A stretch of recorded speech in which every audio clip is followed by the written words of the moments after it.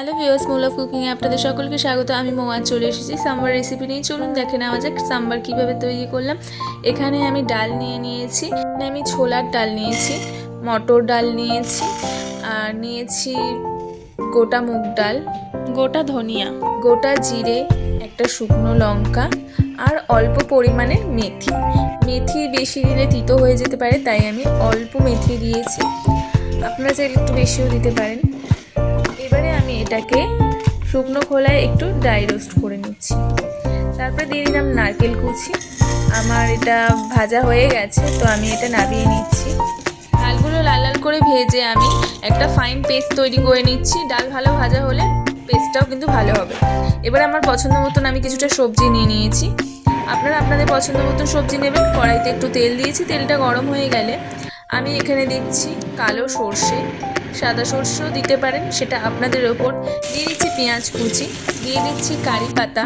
কারি পাতা এর মধ্যে অবশ্যই দিতে হবে, এতে করে ফ্লেভারটা অনেকটাই সুন্দর আসবে এবং সাম্বারে কারি পাতার গন্ধটাই বেশি ভালো লাগে। এর মধ্যে দিয়ে দিলাম আমি টমেটো কুচি। টমেটো কুচিটা দিয়ে একটু ভালো করে নেড়ে ছেড়ে নিলাম। হালকা একটুখানি ভাজা ভাজা হচ্ছে, এর মধ্যে দিয়ে দিলাম কাঁচা লঙ্কা। এটা একদমই অপশনাল, কাঁচা লঙ্কা দিলেও দিতে পারেন, নাও দিতে পারেন, এটা আপনাদের ওপর। দিয়ে দিলাম পরিমাণ মতন হলুদ আর কাশ্মীরি রেড চিলি পাউডার, কালারের জন্য দিয়েছি। আপনারা দিতেও পারেন, নাও দিতে পারেন, ভীষণই অপশনাল।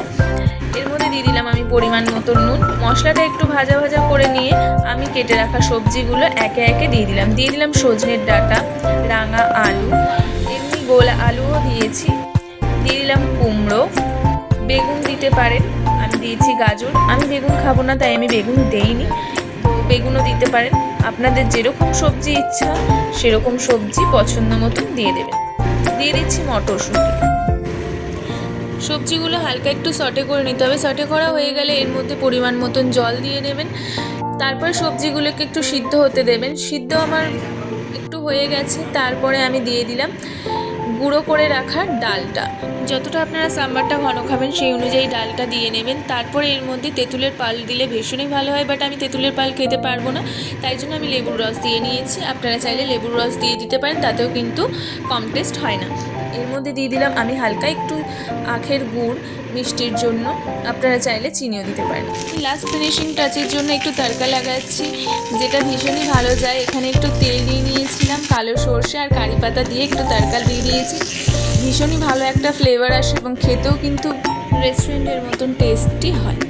তো চটপট দেরি না করে এরকম সাম্বার আপনি তৈরি করে নিতে পারেন আর নরম নরম ইডলির সাথে পরিবেশন করুন, খেতে দারুণ লাগে।